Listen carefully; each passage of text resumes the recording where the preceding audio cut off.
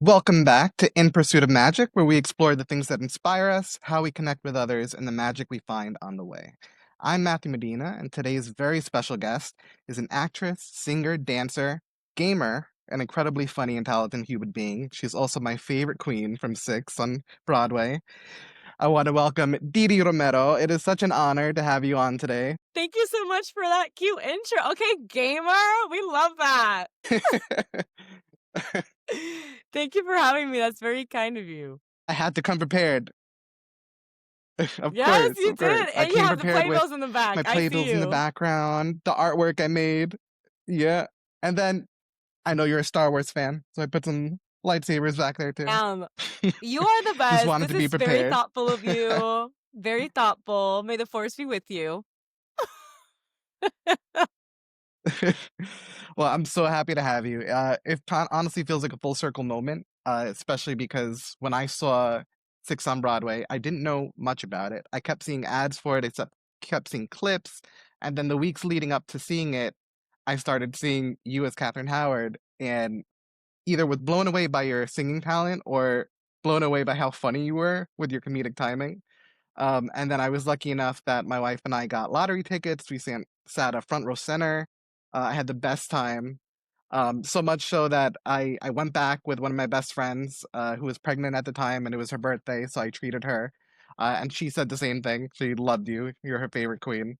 So it's been a blast, That and to that makes have me you so now on this happy. podcast is just an honor. So thank you. Thank you so So much. I'm why don't glad we you find start me with funny. talking about what your inspirations were that got you into performing? Like, This is gonna sound so funny, but truly, well, first of all, it runs in my blood because my whole family is they're all musicians.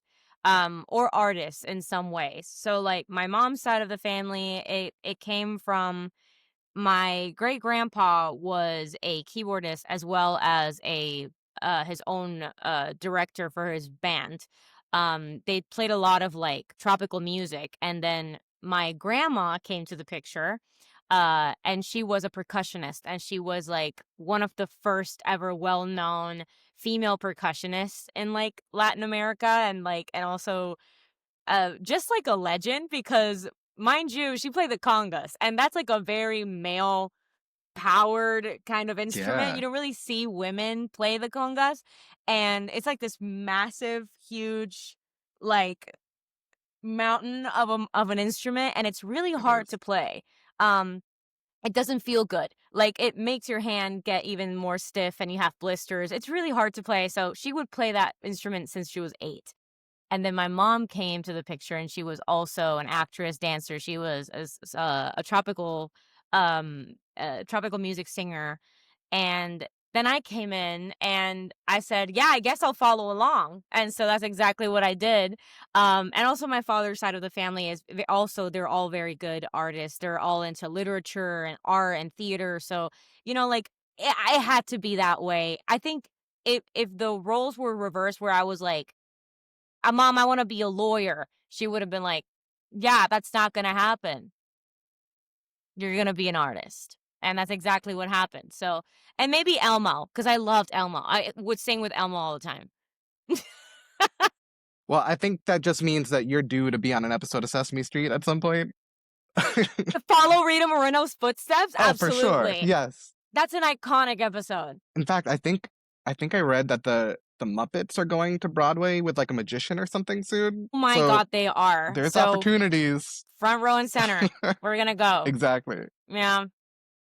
And so clearly it was built into you just growing up in that environment and just feeling that calling inside of you. And so then how did you end up starting, like putting yourself out there and getting your first roles?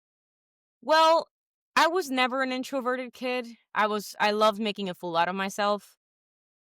Now that I've grown up, I have been more of an introvert, I feel, because I'm like, "Oh, the world sucks." But now I it's funny, it's really I funny, I feel just that. promise. Yeah. But, uh, because I've always been kind of an extrovert, I've never been too shy about kinda showing who I am. Um, Once I discovered musical theater, which was in the Heights, the first time I ever kinda saw a professional Broadway show technically it was Beauty and the Beast, and I was like, "Wow, how did he become a beast in my face, like, so quick and, like, right in front of me?" And that's real. Um, but for sure was In the Heights, because I saw In the Heights with my dad, and I said, "Dad, what is this?" And they said, my dad was like, "This is musical theater. They get paid to sing, dance, and act." And I was like, "I wanna do that. That sounds like so much fun." And I've been doing it ever since. I love it. So much fun. which is incredible because well, first of all, Beauty and the Beast was my like first musical that I saw on stage and was blown away. But then In the Heights also is one of my favorites. I actually have a Suenito tattoo on my arm. Yeah, so That's so one of my favorite nice. roles. Um, but yeah, to hear that those were your inspirations too, I relate. Oh, So nice. obviously along the way, you like everyone must face obstacles and things that kind of either make you feel like a setback logistically or even just emotionally. You know, things that maybe make you rethink or wonder if you're on the right path Mhm. and if you're good enough to do things. And I guess I'm curious, like, what were those for you and how did you overcome them? Or, how do you overcome them daily? Because I know it's an ongoing process. Yeah. I mean, this career is all about rejection, and it's all about, getting told a lot more no's than yeses. Um, and I think, something my mom mentioned in an interview recently when I was hearing her, and I was like, "Wow, that's so true." My mom mentioned, that she was never surprised that I was gonna be, on Broadway. She was never surprised when I got the role. She kind of just knew, and I was like, "That's so kind, mom, but be proud of me," and she is. But it like, "Be excited." But what she was trying to say was that being on Broadway or whatever it is, like movies or just getting roles, it's more than just talent. It involves a lot more than that. It involves talent, yes, but it involves discipline, it involves timing, and it also involves just if it's the right show for you and if it's the right people for you, because there's gonna be 1,000 times more productions of In the Heights that you can think of, and you're not gonna get cast for every single one of them because not every director has the same vision. And that's okay. It doesn't mean at all that you're not talented. It doesn't mean at all that you don't deserve to be there. It just means that it's the right time. And the right time for me was all of the things I booked, and I'm very grateful for that. And there'll be more times where I'm right for things, and I think I've learned that with time and with experience, but of course rejection sucks. Like you don't ever want to get told no. But I feel like if you get told yes all the time for every single role you audition for, you're going to get bored. So, it's cool Yeah. that, you can get a little bit of a surprise element to that. Yeah, I think that's very true. And I think it shows with, I mean, your career so far, you've done so many different types of shows. And I think it's really cool you spent some time performing in Puerto Rico where you're from, and then you went to San Fran and New York, and you're all over the place, which is pretty incredible because I feel like each experience can be so different. Every Very, production yes. so different. Um, and so in the midst of that, you also were on a Disney show, which let me just say, it's a crime that it's not on American Disney Plus. I've had to find it through YouTube. I Uh, know, isn't it Gina so Ye, but crap? uh, talk about that experience because it seemed like a lot of fun. Watching it, it gave me a little bit of vibes of like Victorious, but with a Yes. Latin vibe, which is really Yes. cool. It was kind of that vibe. We wanted to follow along with footsteps of, like, every single show that, we've grown up to see and, like, we love so much, but it was just so cool to think that it was an all Latino cast and all Latino crew, like, we were all, Puerto Rican, Venezuelan, and it was just so cool to play the main character and that I was speaking my own language and it was on Disney, you know what I mean? Like, that was so it was so cool. It was such an amazing experience. And having to say the words Puerto Rico on Disney Plus was insane. Like it was awesome. And we had a lot of fun filming it. It was just like kind of like a surreal moment, Disconnected to be for a honest. second. Okay, we're back. But yeah, I caught the end of that. But yeah, I mean, so it was the whole show filmed in Puerto Rico? The whole show. Wow. It's funny because I've only been to Puerto Rico once, but I'm Puerto Rican. But I Ew. wanna keep going back and exploring more. I know. So I have to keep going. and learning You the let me know. You island. So text it was me, just and I'll funny give you the seeing it spots. for sure. Yeah, because I'm sure you know all the spots, especially because I went with The my vibes.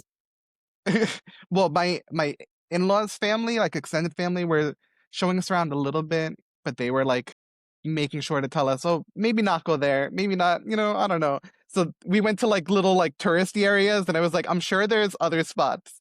So yeah, There it would be are other nice to learn spots, some but more. they're right. Like, just Yeah. if they tell you, they're taking care of y'all, okay? They're taking care of y'all. But if you really wanna, like, party it out, you let me know. I got some spots. I got Okay. some spots. I'm sure you do. All right, cool. Now let's talk about Six because that was a huge role for you. I mean, you started on the national tour and then came to Broadway. Um, and the role of Katherine Howard has been played by a lot of different people, different countries, in different ways. So I'm curious because I loved your version of Howard. And so, Thank you. what was important to you about bringing to that role? I guess what was important to me for Katherine Howard was to play her as honest as I can. I feel like it's very easy to play Catherine as this, like, sassy, sexy little girl, and I think she's more than that. I really do feel like Catherine Howard is so smart, and I also feel like Catherine Howard was just young. How on earth are you supposed to be a queen of a country when you're 19 years old? Like, that sounds stressful. At 19, I still don't know how to, like, clean my eye boogers. Like, I don't know what to tell you. Yeah, Like, I'm like, "I got something stuck in my teeth." "Well, screw it." Like, "No, girl, you need to clean that up." Like, it's like, I feel like playing her as honest and as confused as a 19-year-old would be was the right thing to do. I feel like, she was taken advantage of her whole entire life and, was raised by a very religious family and a family that also had some sort of, like, there's a really good book. It's called The Young, Damned, and Fair. It's a wonderful book about Catherine Howard, and I'm so sad I read it, like, towards the end of my run, but I'm glad I did because I got to, like, at least, buttle up and, like, show a lot of what I learned. yeah, But she was raised by a very religious family and also a family that just didn't really take good care of her. Her dad married, and then when her, mom passed away, he remarried and sent her to a boarding school. It's kinda like, "Hey, let me just discover this relationship, you take care of yourself over here." And then she had to, like, kinda discover life by herself, and her way of discovering life was seeing what her friends would do. Which was steal clothes, steal food, yeah, have sexual relations. Like, they were just crazy little girls, in that time, and they're by themselves. So, um, she was just 19. yeah. It's true. And in a situation where you're with someone so much older, you're in a long line of other wives that this guy had. And Like a it's king just so who much could going on. kill you at any Yeah. point. Yep. And who's done it? Who's done it? Who's done it before, you know what I mean? Oh Like, my it's a gosh. king Yeah. who is, like, 10 times bigger than you, older than you, has so much power, and can do whatever he wants, and you just kinda have to just shut up. That's pretty morbid, you know? Ugh. Crazy circumstances. And I mean the fact that you were able to bring such both emotion and humor to that role because it's such a balance to play that on stage because the show is fun, but there's also so many sentimental moments and deeper, thoughtful Oh, moments. yeah. Um, Yeah.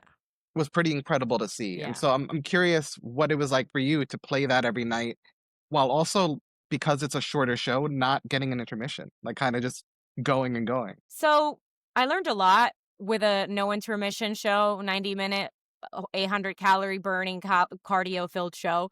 Um, you know, I wouldn't drink water because I felt like I was gonna choke. That it was that intense. Like, I know the girls would drink water every now and then, but I just didn't drink any water. Like, I would just truly not risk it. I would drink a whole gallon of water before the show, pee, and then do the show because I was gonna be so scared.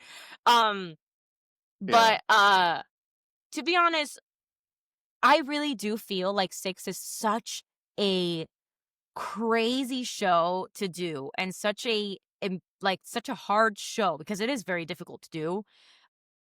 you're on stage all the time, no intermission, like you said, and also every single track is very hard in their different ways. Choreography wise is extremely difficult. Like we're singing, dude. Like we're like like screeching, and also we're like giving so much of this pop star persona and as well as like telling the story, and some of the stories are so sad, like, oh, but then again it's like I felt so ready for any other show. Like after 6 I did Rock of Ages and it was easy. Can you imagine? Like I was like, how is this 2-act show where belting high enough is easy for me right now. And I think it's because 6 trained us so well. Yeah, I'm sure. And which is funny because I was going to ask next about Rock of Ages, which you did over in Puerto Rico. So what was that experience Yeah. like? You were there for how long? For like a good month and a half. And so what was the difference in your experience in a two-act show over there as opposed to, well, especially also because I guess it's a different environment. I mean, not only is Yeah, a for sure. 90-minute fast-paced show in the city, but now you have a Yeah. two-act show, you're back in Puerto Rico, like it's a very different vibe. So what was that like for you? It was a very different vibe. I loved it. I had an amazing time doing that show. It's such a fun, kooky show to do. Also the music is so awesome. Like it's just iconic. Like we're singing iconic, legendary rock songs. Um, the cast was incredible. It just felt weird because of course we're going to this compact yet super huge show and then heading to a 2-act with a set, and then just a lot of people, and then there's an ensemble. Like I was like, an ensemble? What is that? And then all of a sudden, it's a love story. A love story. What are you talking about? Like, it was just like so bizarre to go back to a normal show because we were just, for 3 years, I was in like in a female pop girl group. And then I was like, Yeah, there's it's men? true. Shut up. There's men? I can't Yep. believe it. Um, That you'll and yeah, actually I like. completely forgot. Right, I'm like, "Wait, there's Wow. guys that are nice?" I can't believe it. Um, but yeah, I just completely forgot how like a normal 2-act show was, and so then we did Rock of Ages, which is such a iconic show and such a different show, also kind of similar to 6, where we kind of not break the fourth wall, but it's kind of like that concert feel. Like in Puerto Rico, every single show was a sing-along. It was insane. They were singing with us. I was like, "Singing I love," and everyone was like, "It's not the words I," and I'm like, "Okay, y'all singing, you better work. Okay, I know y'all having a good time." Yeah. That's when you know you have a good crowd. Oh, Puerto Rican crowds are the best. Like, I remember doing In the Heights in Puerto Rico, and in blackout, we take the flashlights out of our phone, right? Everyone in the Coliseum got their flashlights out in blackout. So we could see thanks to them. Yeah. And I was like, this is, and then just imagine like around, I don't know, 10,000 people and their flashlights out, pandemic. Like it was epic. Puerto Rican crowds are the Suddenly the best. crowd is like part of the story. Oh my God. And they would react to everything we would do. Like they'll be like, ooh, nah, she did not say that. I'm like, okay, she's in the story. She's with us. Give her a microphone. I love that because that really just makes the whole experience of performing just feel more alive and Oh it's my more God, yes. symbiotic. You feed off of each other. Absolutely, absolutely. Also, I was blonde in Incredible. Rock of Ages. I couldn't ask for Yeah. anything more better than that, to be honest. Like a dream come true. I was blonde. What was that experience like changing your hair color too?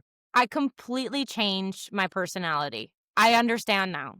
I get it now. When they say blondes have more fun, I completely get it. Like You when I got understand. that blonde wig on, I was like, "Oh my God." Like I changed my voice. Like I don't know what the hell happened. I just completely changed. I said, "I'm from Paola, Kansas now."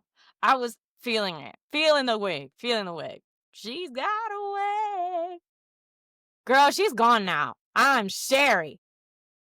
Oh my God, that's awesome. I And was then it's method funny all of a sudden. going from that because then you went back to In the Heights now in San Francisco. So what was that Right. like switching again from role to role? It was a little insane 'cause, kinda like thinking about it now, you mentioned it earlier, how I've played really different roles. And it Yeah. makes me happy because I feel like I can, I have a good range of things. Like I played Katherine Howard, but I also played Sherry, but I also played Nina, like just all they're all very different. Um it was different. It was cool. I've done the show already. Wow. I did it. This Connecticut, Sacramento, Puerto Rico, fourth time. That was my fourth time doing the show. Second time in Broadway at Music Circus. And it was different this time because the last musical that my abuela saw was in the Heights. And uh having her actually not be in the world doing in the Heights was kind of crazy and like an outer body experience because like I don't have to imagine it anymore. So, I could really just sing the song and think about that, which was so crazy. I'm glad for therapy, one, and also it made me also understand how awesome the how great we are at our job. Like people don't know this because we see the shows and we see what they do and it's amazing, but you never know what that person is going through backstage. Like I've missed birthdays, I've missed Christmases, I've missed funerals. Like my two abuelas died the same year that I was on six, so it was a bittersweet year, Wow. but at the same time it's so powerful what we do. It's so impactful what we do because I'm singing about losing an abuela when I actually did lose my abuela recently. And that's powerful. It's cool. It's I mean, of course the circumstances are not cool, but it's cool to know that we can be powerful enough to really just embrace that pain and make it into something really beautiful, you know? So, pretty cool. I know abuela's proud. Yeah. I know she is. And, it's amazing you explained it that way because that's one of my questions. You clearly have felt the magic of being inspired by seeing some of these shows and stories and performers, whether they're in your family or people you watch. And now you get to do that for other people and affect them and inspire people and touch them. And so, what does that mean for you that you get to create that magic for others? Because I feel like I guess anyone who's a creative and artistic and likes to perform, there is this kind of desire and pursuit to find that kind of magic in the world and kind of a respect for it and a love for it. And so to create that for others feels like you become part of the process now. You're 100% right. And I guess it's that feeling of, whenever you see, like, a show and you walk out and you're like, you can't stop talking about it and you're so inspired by it and you listen to the songs and then you look up, like, videos of it and you're, like, obsessed with the show and with the cast and everything. I feel like that is what theater does. I feel like theater is such an impactful source of entertainment and a source of storytelling that really inspires people and, like, you can change lives with a single show. You know what I mean? Like, for example, I talk about, Band's Visit being one of my favorite shows, and I was so upset when it closed because I was like, "This show is so insane, this show is so beautiful." Like, I'm such a sucker for a simple story, and they just took this simple story and punched my heart with it because it was like, you see these people and how bored they are in their country, right? And then once an exciting thing comes to play and it comes in and all these stories kind of match along and they have all these things in common, it's you just I walk out of that theater and I'm calling my mom and I'm calling my dad. I'm like, I miss you so much, I love you, please answer me. Like it was so insane. And like those things inspire people. Like In the Heights inspires people to reminisce and also just kind of think about their loved ones who've passed along and how they've impacted you and how you grow from that and how you go along with that.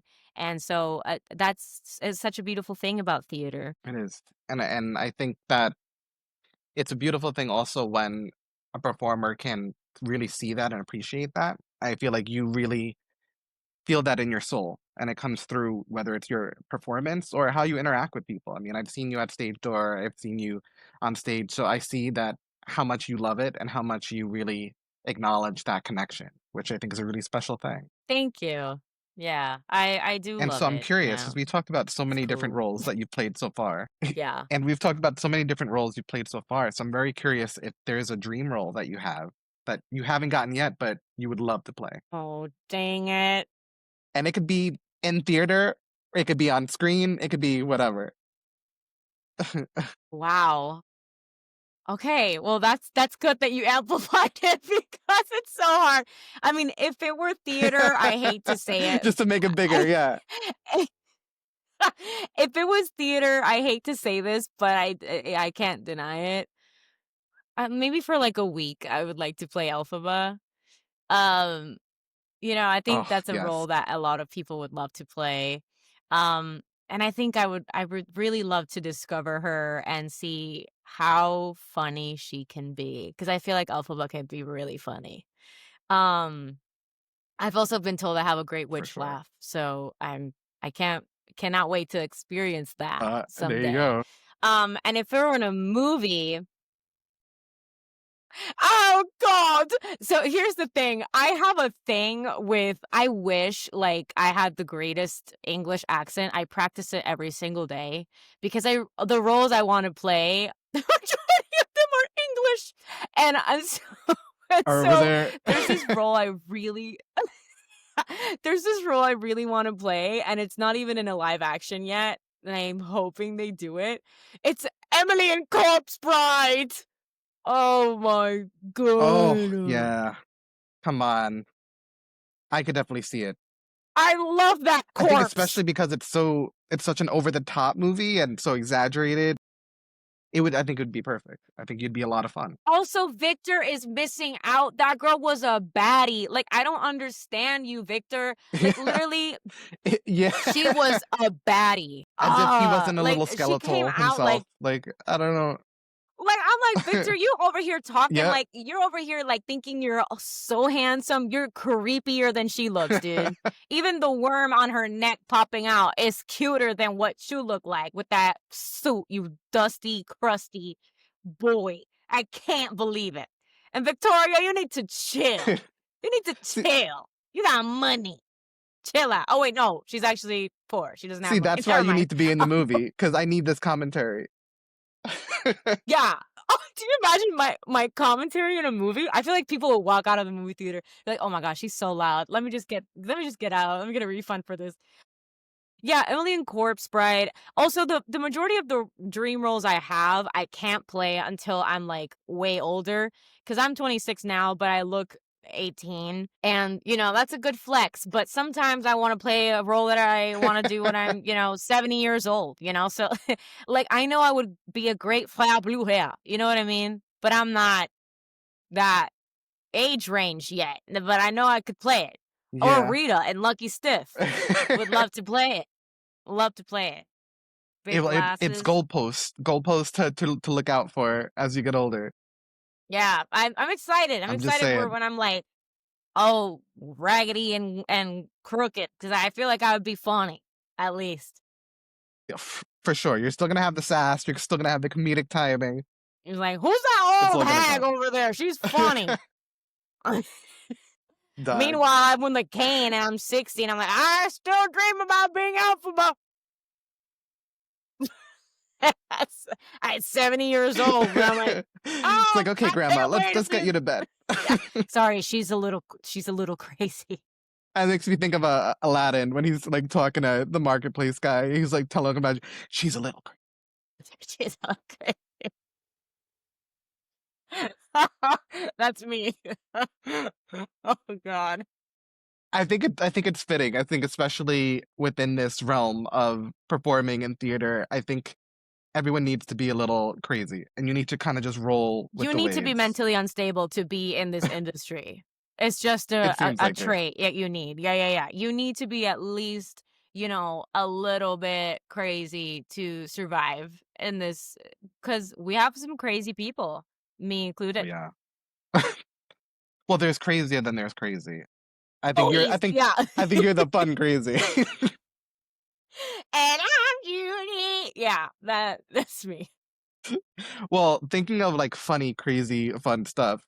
Because I know you're a Star Wars fan, a big Grogu fan. Um, this is just a question I always have for people, just in general, because I think it's fun. Mhm. Um, what kind of character would you want to play if you could be in the Star Wars universe? Like Jedi, Sith, Wow. bounty hunter. Oh, wait, okay. Why am I screaming? You're excited. It's exciting. Screaming. The thing with the droids, and Okay, here I go again with the English. They're always English. they are. I need a Puerto Rican droid, Oh my a God, Latino imagine. droid. Be like, no, don't press the button, don't press it, oh, not yet. Like, I need that. I need it for my heart. Like, I need to hey, Captain, press the button on the right, please. No, no, no, no, not that one. Not the green, the green, the green, the green. I need that to happen. Because To be I honest, I feel think it's overdue.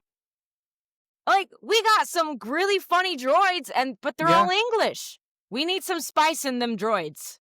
for sure. We need a little bit of the adobo in the droids. In that vast universe, there has to be a few planets that, I'm just saying. And she can probably like a English droid. Be like, your Yeah. accent is funny. See, They're I'm like, already seeing an animated series with these two characters just going really let's far. make it happen. Let's write it down. I'm saying. I'll Lucas, storyboard it. let's go. Please. Oh, Probably a droid, well, to be very honest with you. a droid would I be like to be a great. droid. And going off that, if you had a lightsaber, what color would it be? Purple. Ooh, okay, purple. That was fat. Well, first of all, of course, Howard. Hello. It needs to be purple. Also, it's just But really also, I'm pretty. relieved. Whenever I ask someone that, if they say red, I'm kind of like, ooh, Oh, come I don't know on. how I feel. Like, Right, I'm a I don't little know. nervous Are now. you a Jedi at heart? Are you a I Jedi? am. Yeah. Okay. Yeah, yeah, yeah, yeah. I feel the thing is everyone wants to be the villain Yeah. because, They lots of the look villain cool. They're they awesome. look Yeah. cool and they're like, I'm so misunderstood and all this stuff. But you know what I mean? Like you will die. Yeah. Like that's just Yeah, how it and like works. as if the heroic characters don't have their dark arcs, their misunderstood moments, their Exactly. So purple because Samuel Jackson. oh my God. Yeah, the story about him getting that saber is like awesome because when he asked about it, Lucas was like, "Well, it's either blue or red," and No, he was like, "I want purple." Yeah, and he was like, "Okay, I guess we'll do purple." fine. If it makes you stay in the movie. Like, fine, yeah, all right. Oh, And now, but yeah. like, there's purple, so And now there's purple. Thanks. yeah, Right? Exactly. So gotta think outside the box with the freaking exactly. Latino droids also. Right, and I think that applies to so many things within this industry. I think thinking outside the box is a huge thing. I think we've Absolutely. seen so much of the same thing all the time, and people want original, but then sometimes original comes and people aren't supporting it. They're not sure what to think of it, and Because we they need don't to go think out. outside the box. And I feel like if Exactly. you when you take risks is where it's at. Like when I played Howard, I remember, reading the script and being like, "Oh my god, this girl is so funny." Like this Katherine Howard's so funny. Like she literally told Catherine of Aragon, she's like, "You went to a nunnery, they sent you to a nunnery and then not. That must have been really hard for you." Like that is hilarious. She literally said, "Wow, you really could have had it really bad and you didn't. Right, and That you must have didn't. been really scary." So, and she's being honest. Like she's not, She is, yeah. she's not like dissing at her. A lot of people diss because it's like a roast Right. circle. But Yeah. it's funny when you really just play it like a friend being too honest. We all have that Yeah. one friend who's really too Just honest. blunt, which is Yeah, yeah, usually yeah. the best friend. Like your best friend is that blunt.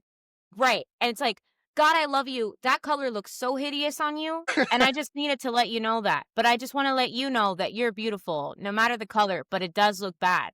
Okay. I just think the red looks way better on you. Yeah. And you're like, ouch. Great. Thank you. I love you Yeah. for that. Thank you for giving me that piece of advice. What's funny about that moment is it being followed up with survived and then just I don't even want to insult you. Let me just not, let me just move on. Yeah. Oh, Got a scar. and well, yeah, that other moment, with Anne, sharing the neck thing, funniest moment in the show, where I'm just like, I don't remember what production it was. I think it was the production that they were doing in, I think, Turkey, where, the beheaded cousins were like, and it was epic. I literally said, "Not the physical graphic image of blood splurting out of your neck and the sound effects." Oh my, I did that once and I think I got in trouble. So I oh, I would have laughed. hey, think outside the box, you know? Yeah, Gotta exactly. You gotta gotta try it. risk it. Gotta risk it. That's how you know how it lands. Them girls are funny. Gotta look at that. I gotta look that one up. Now, you just performed with Jaime Lozano and La Familia, and you're featured on Songs by an Immigrant Volume Such an 3. honor. Yeah. Yeah, so tell me a little bit about how you got involved with La Familia and the performance. Well, here's the thing. Jaime reached out, right? And he was like, "Listen, I have this song. It's very beautiful, and I was thinking about you to sing it," because he was following me for a minute, like, and I knew about his work and all this stuff. And I've listened to his songs, and he's like a magnificent writer. He's absolutely astonishing, and as well as this power couple, like literally Florencia is such a freaking powerhouse, and like what brings the whole house down. Like I'm like, scream it out, can't believe it. Um, yeah, when they reached out, I was like, this is epic. Yes, absolutely. I had no question about it. I literally just said yes. I didn't even hear the song. I was like, yes. And so then he's like, "Oh, please listen to the song if you like it." I'm like, "Okay, okay, fine." Tears. Like it was just a beautiful song. It was also the first time in a long time that I sang like almost like Latin jazz. I love jazz, and you know, not a lot of people know that about me, but my first gig ever was as a jazz singer in hotel lobbies. I was literally second Cody's mom. Like I was I second love it. Cody's mom when I was 14.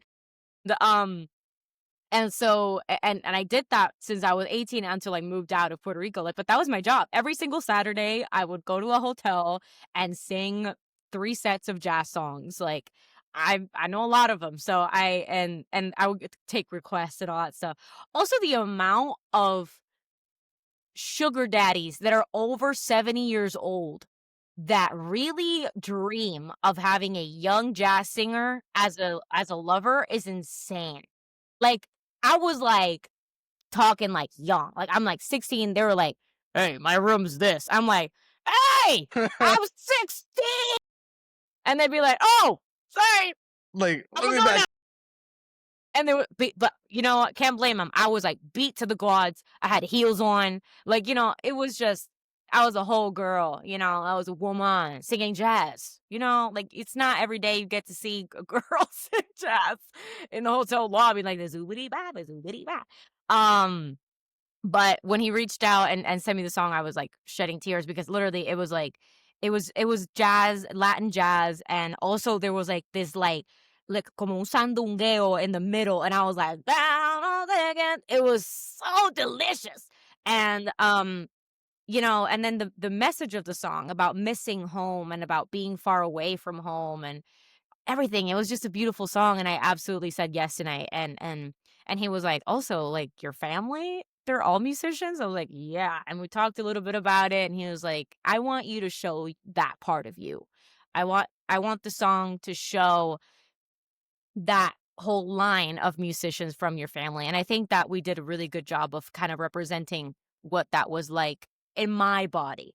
Because, like, of course, Abuela has her own tone of music, and then my mom also has her different tone, and then I have my own, you know. So, it's cool. It's cool to rediscover that and to let it just kind of grow into what that song was.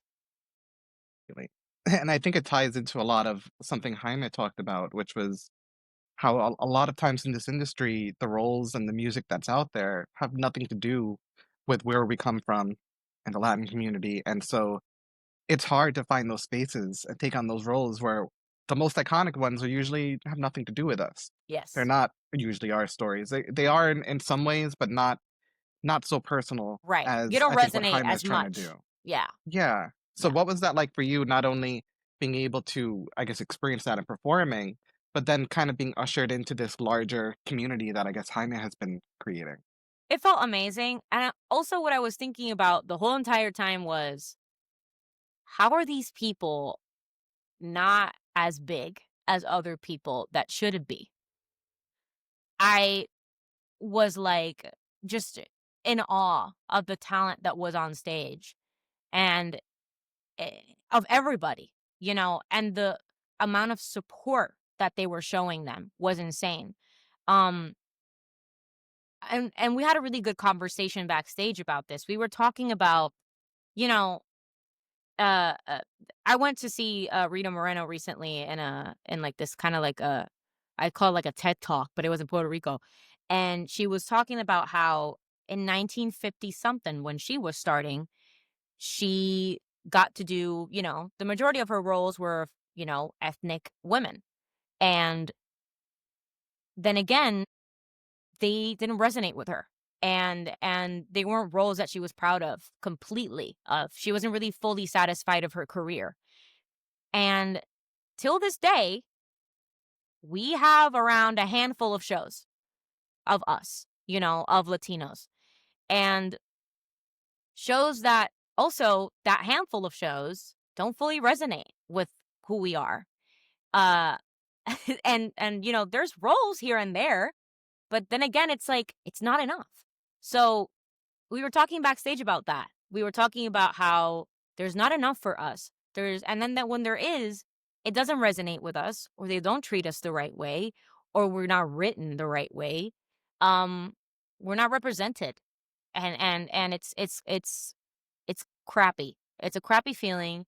Uh and it should change. And I think it's starting to.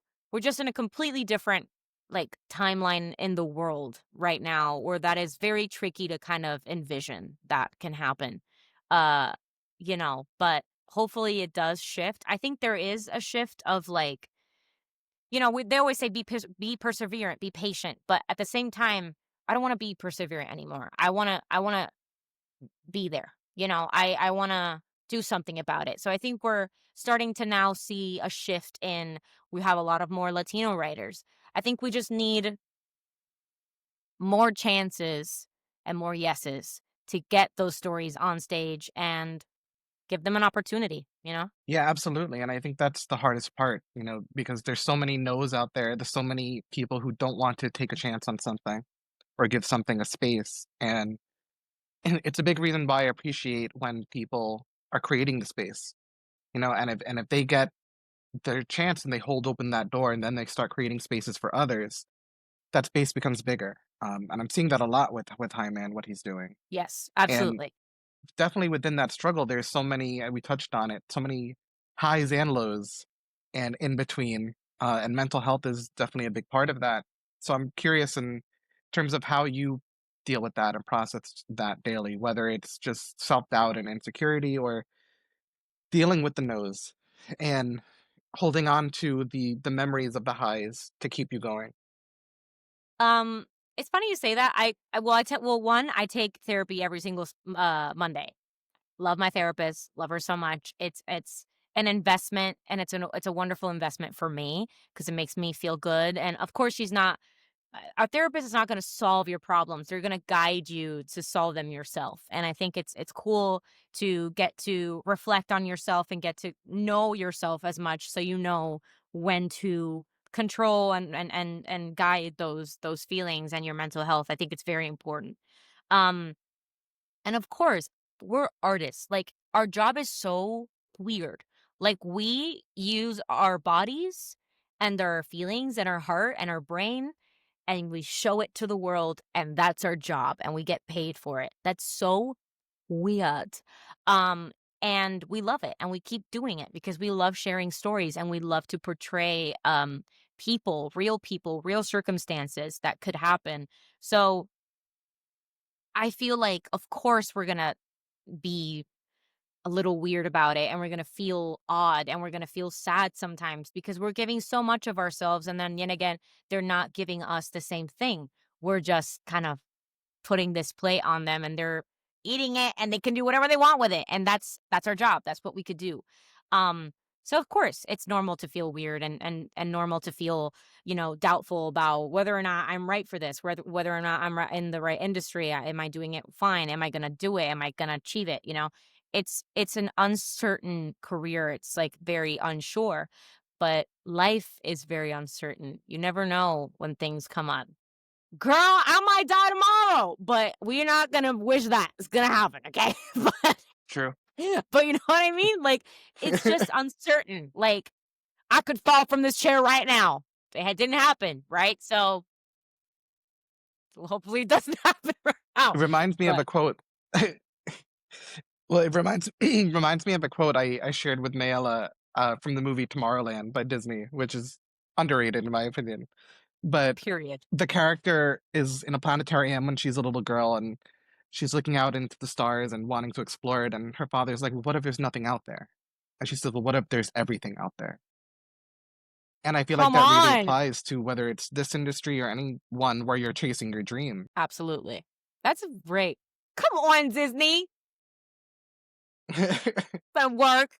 think it's the same idea of this quote of like there being two wolves and you decide which one you feed, whether it's the self-doubt and the insecurity or it's the hope and it's the positivity, and that's tough. That's tough on a daily basis to put that into practice. Absolutely. It is And I will tough. say And though, there's gonna from my always be ups and experience and downs. from seeing you on stage, like I think maybe community helps with that, doesn't it? Absolutely.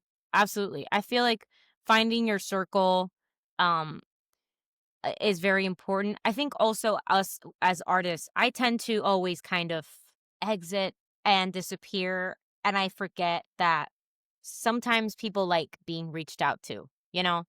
Um, I'm a person that has I don't think I have trouble reaching out. I just never wanna be annoying, and I feel like it's not annoying to just reach out and say, "Hello, reminder, I love you so much," you know? So keeping that circle safe and close to you, I feel like it's very important. I feel like we shouldn't completely just focus on work and focus on, making money and the rent and all this stuff, and, like, of course, yes, that's important, but having your friends close to you and your family close to you is it's very important as well. They're part of your life, and they can also really just they can help. Like, uh, I remember a friend of mine just recently moved to New York City, and she was, finding an apartment, and she did find an apartment, and it's her current apartment, and she said, "But the thing is I don't have, a place to stay for 2 weeks, so I'm gonna have to find a hotel." I said, "Absolutely not, you stay at my apartment." And then she's like, "No, but I don't wanna intrude." I'm like, "Absolutely not. You're gonna use my apartment. I have a great couch. It's super comfortable. It's more comfortable than my bed. You have a whole kitchen, washer, dryer. You're gonna stay at home." And those are the friends that you need. You need friends here because it's a Yeah. very lonely city, and it's a very crazy industry and career, and you need friends. You just need them, especially if they're Latino. If you have friends who are minorities, you are going to have the best time of your life. Agreed. And it's so funny you talk about having that struggle with reaching out because I think I'm the same way, where I always worry I don't want to be annoying. I don't know how busy they are. Like, I do miss them. I do wonder how they're doing. I just don't want to be a bother where they feel like, oh, I got to text them, and I Please think love me. that's a Yeah, I me know. thing. I think that's just something that maybe we struggle with, but doesn't reflect the reality. And I think it's important to foster those connections because I think, like you said, they're so so so important. And yeah, the city can be very lonely and daunting. Yeah, and the weather is very weird. Like sometimes it's cold, and then sometimes it's good, and then sometimes it's really hot. So just like that, you're gonna need to keep it together. You need It's to keep all it over the together. place. Be ready for everything. So you get sick all the time here. It's a filthy city, but it's good. Exactly.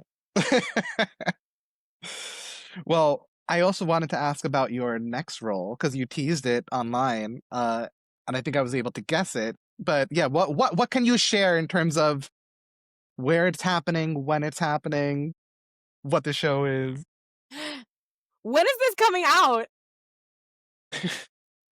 Well, the goal is to put it out tomorrow, but Okay, well, I can't say. if you have to wait, yeah, I can definitely tease it.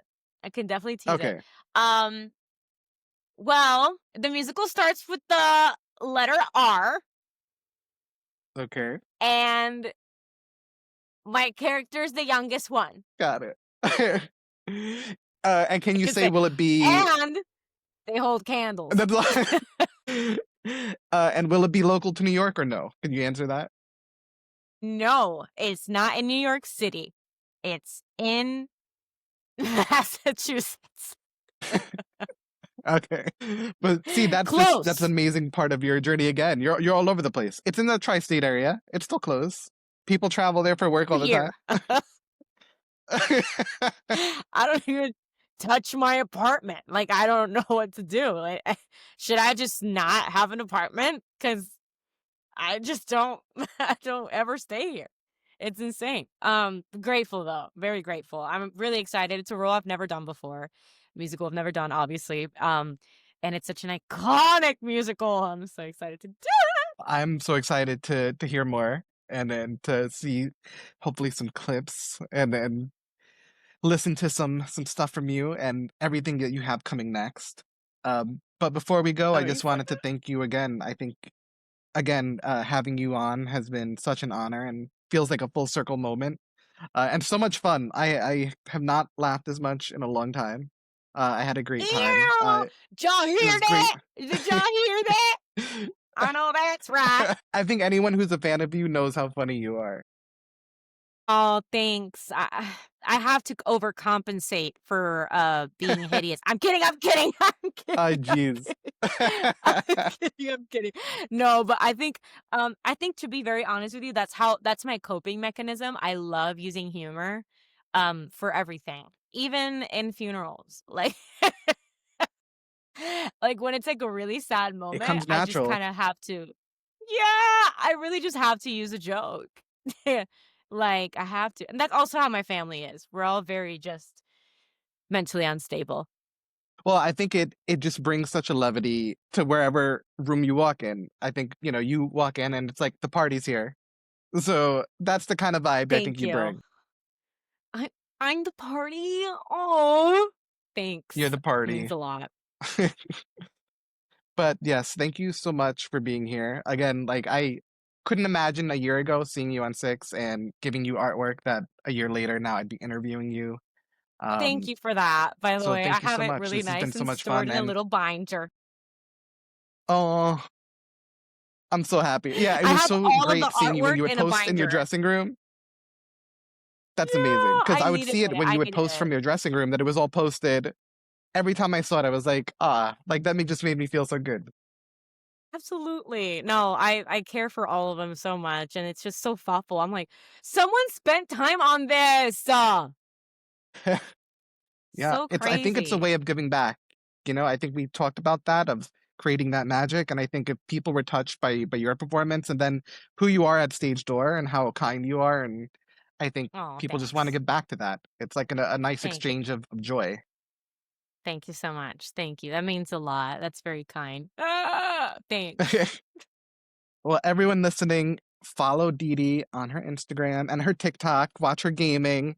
Pay attention for her Ew. next role, which hopefully she'll be announcing soon, because that's going to be super, super exciting to add to her list of iconic shows and New characters. role, new role. Woo! Oh, yep, exactly. But Didi, thank you again so much. And Thank everyone you out so there, keep much. making magic. Thank you.